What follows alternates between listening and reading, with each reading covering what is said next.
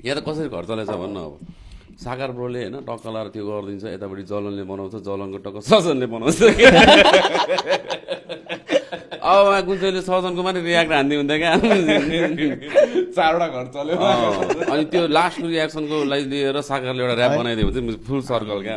तर सजन दाले नि फेरि यता जलनको त्यही रिया त्यही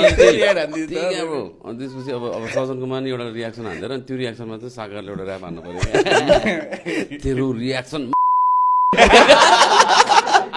केटाहरूलाई यो कुराहरू भन त भन यतिको ऱ्याप स्याप हान्नु काम गर्नु पर्यो बस्नु पर्यो काम गर्नु पर्यो नि मुझे कहाँ ऱ्याप मात्र हानेर हुन्छ त्यही हो त्यो हुन्छ त ऱ्यापरहरू नि हुन्छ नि डिस भन्छ अनि प्लान पनि छैन कसरी गर्ने पनि थाहा छैन युट्युबबाट बिट डाउनलोड गरिदियो अनि लिरिकल भनेको छ 10वटा एउटै शब्दमा 10वटा शब्द घुसारेको छ बुझ्न पनि टाउको दुख्ने मैले तलमाथि बुझेँ नि त चिङ्ने त यहाँबाट त्यहाँ भित्र घुसार्छ त्यो शब्द भित्र तलमा